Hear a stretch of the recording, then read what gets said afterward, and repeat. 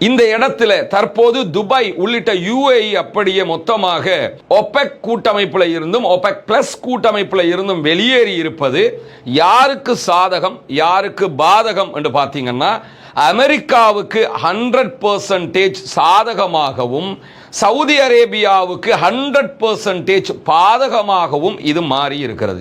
இந்த ஒபெக் கூட்டமைப்பிலிருந்து அவங்க வெளியேறதுங்கிறது வெறுமனே இந்த பெட்ரோலியம் சார்ந்த அல்லது இந்த ஹொர்முஸ் சார்ந்த விவகாரம் மட்டுமல்ல.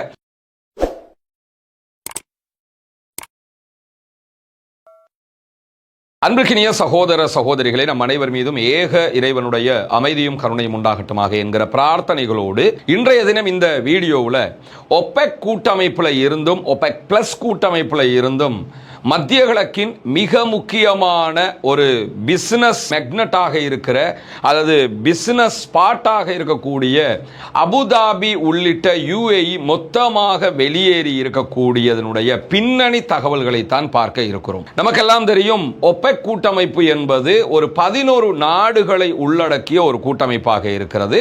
அதே நேரத்தில் ஒபெக் பிளஸ் கூட்டமைப்பு என்பது இந்த 11 நாடுகளோடு ரஷ்யாவையும் இணைத்த மேலதிகமான 10 நாடுகள் கொண்டதாக இருக்கிறது.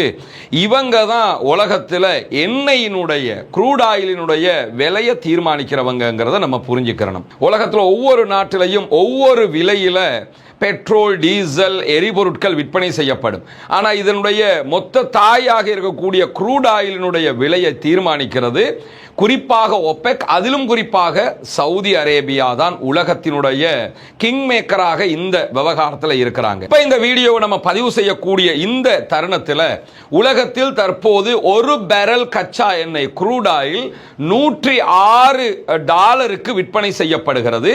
இதற்கான காரணம் இந்த ஹொர்முஸ் நீர்ப்பரப்பில் ஏற்பட்டிருக்கக்கூடிய முற்றுகை என்பது நமக்கெல்லாம் தெரியும். ஆல்ரெடி எந்த கப்பலும் பயணிக்க கூடாது என்று ஈரான் முற்றுகையிட்டு இருக்கிறது. ஈரானுக்கு எந்த கப்பல்களையும் அனுப்ப மாட்டோம் என்று சொல்லி அமெரிக்கா மறுபுறமாக முற்றுகையிட்டு இருக்கிறது கடந்த ஒரு 15 நாட்களாக. இந்த சூழல்ல ஈரான் மீதான அமெரிக்க இஸ்ரேலிய ஆக்கிரமிப்பு தாக்குதல்கள் நடப்பதற்கு முன்பதாக ஒரு க்ரூட் ஆயில் பேரல் $60 தான் விற்பனை செய்யப்பட்டது. ஆனால் அது தற்போது 2 மடங்குக்கு நெருக்கமாக விலை உயர்ந்திருப்பதை பார்க்க முடியும். இந்த இடத்துல தற்போது துபாய் உள்ளிட்ட UAE அப்படியே மொத்தமாக ஒபெக் கூட்டமைப்புல இருந்தும் ஒபெக் பிளஸ் கூட்டமைப்புல இருந்தும் வெளியேறி இருப்பது யாருக்கு சாதகம் யாருக்கு பாதகம் என்று பார்த்தீங்கன்னா அமெரிக்காவுக்கு 100% சாதகமாகவும் சவுதி அரேபியாவுக்கு 100% பாதகமாகவும் இது மாறி இருக்கிறது. இந்த ஒபெக் கூட்டமைப்பிலிருந்து அவங்க வெளியேறதுங்கிறது வெறுமனே இந்த பெட்ரோலியம் சார்ந்த அல்லது இந்த ஹொர்முஸ் சார்ந்த விவகாரம் மட்டுமல்ல. சவுதி அரேபியாவுக்கும் UAEக்கும் இடையில ஆல்ரெடி ஒரு நெருக்கமான இன்டர்னல் வார் நடைபெற்று வருகிறது. ஒரு உள்ளக போர் ஒன்று நடந்துகிட்டே இருக்குது. குறிப்பாக நம்ம எடுத்துக்கிட்டோம்னா யமன்ல ஆதிக்கத்தை தக்க வைக்கணும்னு சவுதி அரேபியா எப்பொழுதுமே மிக தெளிவாக இருக்கிறது. காரணம் என்னன்னா யமனுடைய ஹதரமவுத் உள்ளிட்ட மாகாணங்களுடைய எல்லை எங்க பகிரப்படுதுன்னு கேட்டா சவுதியோடு தான் பகிரப்படுகிறது. அதே நேரத்தில் யமனுக்குள்ள 3 விதமான ஆட்சி அமைப்பு கட்டமைப்புகள் இருப்பதை நம்ம பார்க்க முடியும். பிரபலமாக யமனுடைய ஆட்சியை கையிலே வைத்துக் கொண்டிருப்பது ஹவுத்திகள் அல்லது ஹூத்திஸ் என்று சொல்லக்கூடியவங்க தான் கையில வைத்துக் கொண்டிருக்கிறாங்க. தலைநகர் சன்ஆ உள்ளிட்ட பகுதிகள் அவங்கள்ட்ட இருக்குது. இன்னும் சொல்ல போனா பாபல் மந்தப் என்று சொல்லக்கூடிய துறைமுக பகுதி அவங்களிடத்தில் இருக்கு. அதனால தான் ரெட் சீயை நாங்க மூடுவோம்ங்கிற மிரட்டெல்லாம் அடிக்கடி அவங்க விடுப்பாங்க, செய்தும் காட்டுவாங்க. அதே மாதிரி அல் காய்தாவினுடைய ஆதரவு பெற்ற ஒரு சாராரும் இன்னொரு பகுதியை ஆண்டு கொண்டிருக்கக்கூடிய நிலையில இந்த ரெண்டுக்கும் நடுவில் சர்வதேச ஆதரவு பெற்ற ஆட்சி அமைப்பு என்கிற பேர்ல சவுதி அரேபியாவினுடைய ஆதரவு பெற்ற ஒரு மிகப்பெரிய பகுதி இருக்கிறது. இந்த பகுதியை சவுதி அரேபியா தான் மெயின்டைன் பண்ணி கொண்டிருந்தாங்க. நேரடியான யுத்தமும் சவுதிக்கும் ஹூத்திஸுக்கும் இடையில நடைபெற்றது.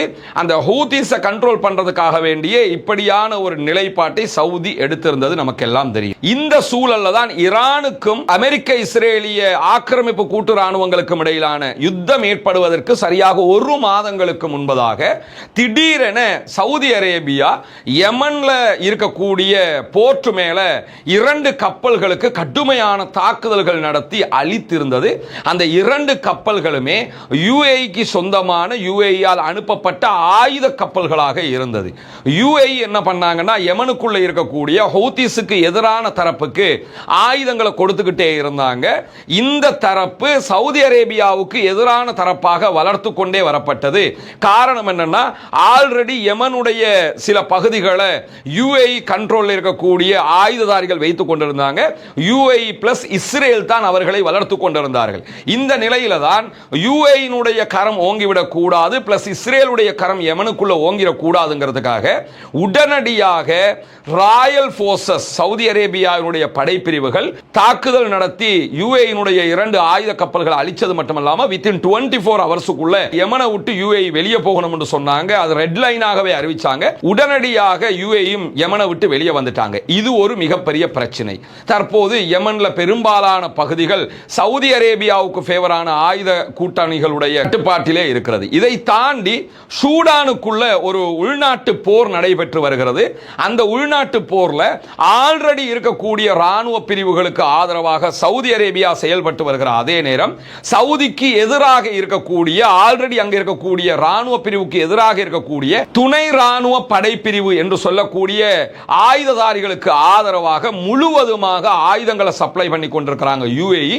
அங்கும் யுஏஇக்கு முழு ஒத்துழைப்பை இஸ்ரேல் கொடுத்து கொண்டிருக்கிறது. பொதுவாக நீங்க எடுத்துக்கிட்டீங்கன்னா இஸ்லாமிய நாடுகளுக்குள்ள பலவிதமான பிரச்சனைகளையும் உண்டு பண்ணக்கூடிய ஆட்களாக கடந்த காலங்களில் யூதர்கள் ஜியோனிஸ்டுகள் இந்த இஸ்ரேலியர்கள் இருந்திருக்கிறார்கள். பிற்பட்ட நாட்களில் அமெரிக்காவினுடைய அதிபராக முதல் தடவையாக டொனால்ட் ட்ரம்ப் தெரிவு செய்யப்பட்டதோட அவரே ஆப்ரஹாம் ஒப்பந்தம் என்று சொல்லி ஒன்றை கொண்டு வந்தார்.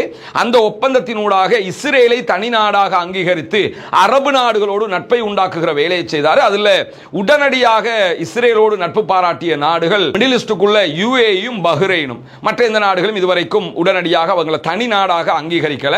ஆனா காசா வார் நடந்திருக்கல என்று சொன்னா பல நாடுகள் சவுதியை அவங்களை அங்கீகரிப்பதற்கான வாய்ப்புகள் இருந்தது என்கிற செய்திகள் நமக்கெல்லாம் தெரியும்.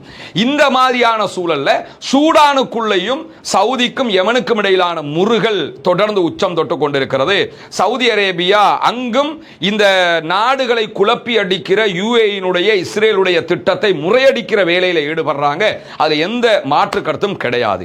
அதே மாதிரி நீங்க லிபியாவுக்குள்ள எடுத்துக்கிட்டீங்கன்னா முஅம்மர் கடாஃபி கொல்லப்பட்டதற்கு பிறகு லிபியா பல கூறுகளாக பிரிந்து நிற்கிறது. அங்கிருக்கக்கூடிய சில ஆயுத குழுக்களுக்கு ஆயுதங்களை சப்ளை பண்றதும் அங்கிருக்கக்கூடியவங்களுடைய அந்த ஆட்சி அமைப்பை குழப்பி அடிப்பதும் தொடர்ந்து அங்கும் பிரச்சனைகளை உண்டாக்குகிற வேலையை யுஏஇ இஸ்ரேலோடு சேர்ந்து செய்து கொண்டிருக்கிறாங்க. இந்த எல்லா நாடுகளையும் எடுத்துக்கிட்டீங்கன்னா பல வளங்கள் அங்கே கொட்டி கிடக்கிறதுங்கிறது நமக்கு தெரியும். சூடான்ல பெரும் பகுதிகளில் தங்க சுரங்கங்கள் கொட்டி கிடக்கிறது. அதே மாதிரி லிபியாவை எடுத்துக்கிட்டோம்னா பெட்ரோலிய வளம் நிறைந்த ஒரு ஆப்பிரிக்க நாடாக இருக்கிறது. இப்படி பல வளங்கள் எல்லா நாடுகளிலும் இருக்கு. அதை தாண்டி அந்த அதிகார வேட்கைங்கிறது இவர்களுக்குள்ள எப்பொழுதுமே இருந்து கொண்டு வரக்கூடிய சூழல்ல தான் சவுதியும் யுஏஇயும் தொடர்ந்து முட்டி மோதிக்கொண்டே வந்தாங்க. அந்த முட்டி மோதிக்கொண்டிருந்த மோதலின் உச்சமாகத்தான் ஒபெக்ல இருந்து தற்போது யுஏஇ வெளியேறி இருக்கிறது. இந்த இடத்துல நீங்க பாத்தீங்கன்னா யுஏஇக்கும் சவுதி அரேபியாவுக்கும் இடையில இருக்கக்கூடிய ஒற்றுமை வேற்றுமைங்கிறத கவனிச்சோம்னு சொன்னா சவுதி அரேபியா மிக பிரம்மாண்டமான மக்கள் தொகையை கொண்ட ஒரு நாடாக மத்திய கிழக்குக்குள்ள கல்ஃபுக்குள்ள இருக்கிறாங்க. கிட்டத்தட்ட 35 மில்லியன் மக்கள் சவுதி அரேபியாவில் இருக்கிறாங்க. 3 கோடி மக்கள் இருக்கிறாங்க.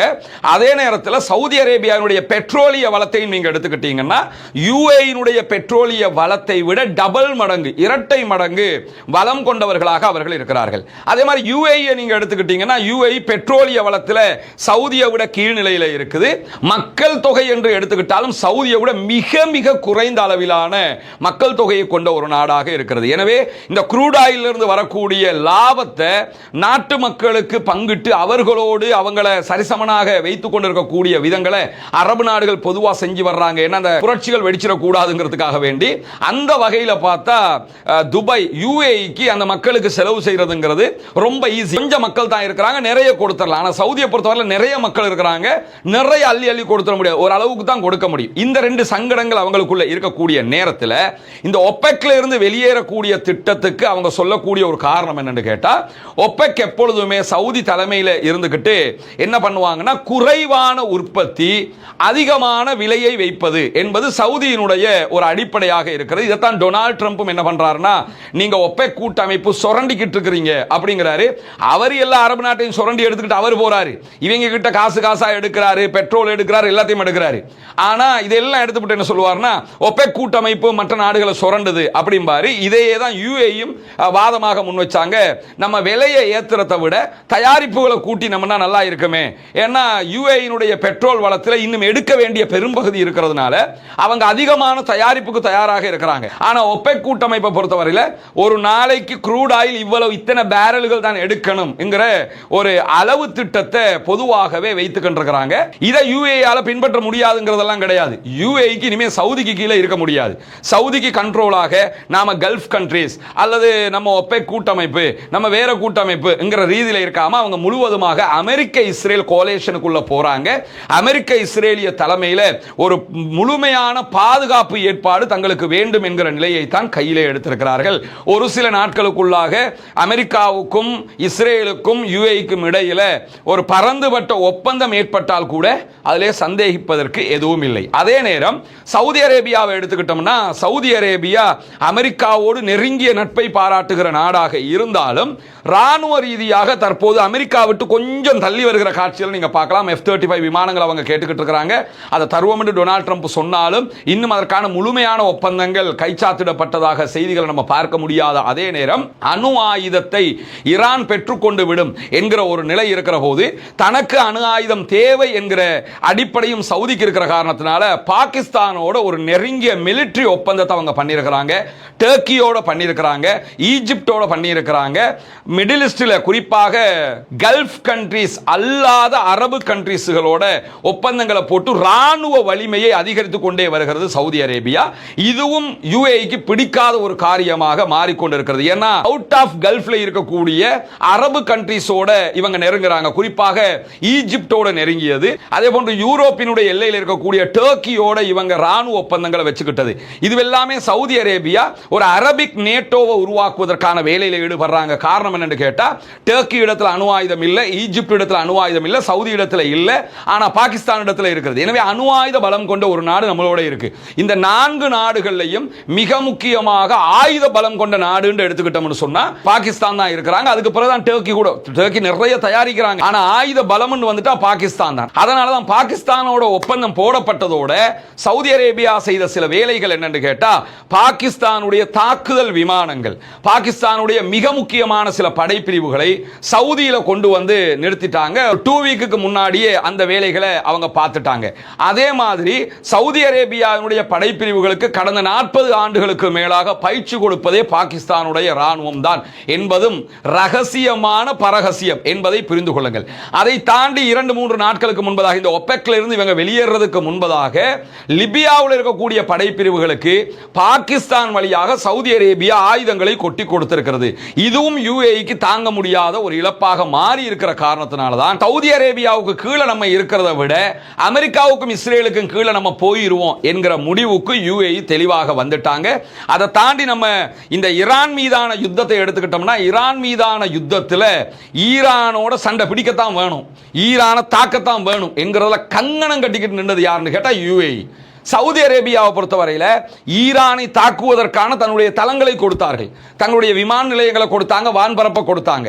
ஆனால் நீங்க தாக்குங்க, நீங்க அடிச்சுத்தான் ஆகணும்னு யுஏஇ அளவுக்கு பிரஷர் பண்ணியதாக நீங்க எந்த செய்திகளையும் பார்க்க முடியாது.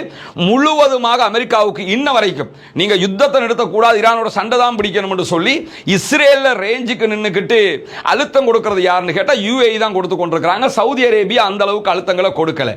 அதே நேரத்தில் சவுதி அரேபியா தாக்குவதற்கு இடம் கொடுத்தாலும் பாகிஸ்தான் வழியாக சமாதானம் பேசுவதற்கும் நீங்க போய் சமாதானத்தை பேசுங்க, இந்த யுத்தத்தை நிறுத்துங்க என்கிற வேலையும் 2ஆம் கட்டமாக சவுதி பார்த்தது. பாகிஸ்தான் நீங்க எக்காரணம் கொண்டும் சமாதானம் பேசக்கூடாது என்று பாகிஸ்தானுடைய சமாதான ஏற்பாடுகளுக்கு மிகப்பெரிய அழுத்தம் கொடுத்தது யுஏஇ. 2 நாட்டை நீங்க எடுத்துக்கிட்டீங்கன்னா ரெண்டுமே வேற வேற திங்கிங்ல போறாங்கிறது தெரியும். அதனால தான் யுஏஇக்கு ஆல்ரெடி கிட்டத்தட்ட $4.5 பில்லியன் அமெரிக்க டாலர்கள் கடனாளியாக இருந்தது பாகிஸ்தான். அந்த கடன் ஒரு பொண்டாக வைக்கப்பட்ட ஒரு கடன் அவங்களுடைய திரைசேரியில அதை உடனடியாக சவுதி அரேபியா கொடுத்து ஏன் காசை நீ ஓம் பேங்க்ல வச்சுக்க, உங்ககிட்ட இருக்கக்கூடிய யுஏஇ காசை கொடுத்து யுஏஇக்கும் பாகிஸ்தானுக்கும் கூட எந்த தொடர்பும் இல்லைன்னு ஆக்குங்க அப்படின்னு ஆக்கிட்டாங்க. இந்த சமாதான பேச்சுவார்த்தைகளை நீங்க எடுத்துக்கிட்டீங்கன்னு சொன்னா ஈரானுக்கும் அமெரிக்காவுக்கும் இடையிலான பேச்சுவார்த்தைகளை பாகிஸ்தான் முன்னெடுக்கும் போது சவுதிக்கு பாகிஸ்தானுடைய பிரதமர் போனாரு, கத்தருக்கு போனாரு, ஈஜிப்டினுடைய தலைவர்களோடு சந்தித்து பேசினாரு, துருக்கியினுடைய தலைவர்களோடு சந்தித்து பேசினாரு. இடையில யுஏஇக்கு அவர் போகல என்று கேட்டா ஏழாம் பொருத்தமாக பாகிஸ்தானுக்கும் அந்த நிலை வந்திருக்கிறது. ஏன்னா பாகிஸ்தானும் சவுதியும் கொண்டிருக்கக்கூடிய உறவு என்னன்னா எனக்கு நண்பன் உனக்கும் நண்பன், உனக்கு எதிரி எனக்கும் எதிரி என்கிற நிலைக்கு வந்திருக்கிறாங்க. இப்பொழுது யுஏஇ ஒரே நேரத்தில் 2 எதிரிகளை வெளிப்படையாக எதிர்கொள்ள வேண்டி இருக்கிற அதே நேரம் ஒபெக் கூட்டமைப்பையே மொத்தமாக எதிர்கொள்ள வேண்டி வரும். இது எதிர்கால ஒபெக்கினுடைய பயணத்திலும் குறிப்பாக யுஏஇனுடைய பயணத்திலும் பல மாற்றங்களை உண்டாக்கும் என்று எதிர்பார்க்கப்படுகிறது. பொறுத்திருந்து பார்ப்போம் என்னவெல்லாம் நடக்கிறது என்பதை தொடர்ந்து இணைந்திருங்கள். ரஸ்மின் மேசி நியூஸ் மற்றும் ரஸ்மின் டாக்ஸ் ஆகிய 2 சேனல்களோடு உங்களுக்கு தேவையான செய்திகளை உடனுக்குடன் கொண்டு வந்து தருவதற்கு தயாராக இருக்கிறோம். ஆக்கிரமிப்புகள் ஓய வேண்டும், ஆக்கிரமிப்பாளர்கள் ஓய வேண்டும், ஆக்கிரமிப்புகள் ஓய்ந்து முழு உலகம் அமைதிக்கு திரும்ப வேண்டும் என்கிற உயரிய பிரார்த்தனைகளோடு ஆக்கிரமிப்பாளர்களுக்கு எதிராக தொடர்ந்தும் ஜனநாயக ரீதியாக குரல் எழுப்புவோமாக. அல்ஹம்துலில்லாஹி ரப்பில் ஆலமீன்.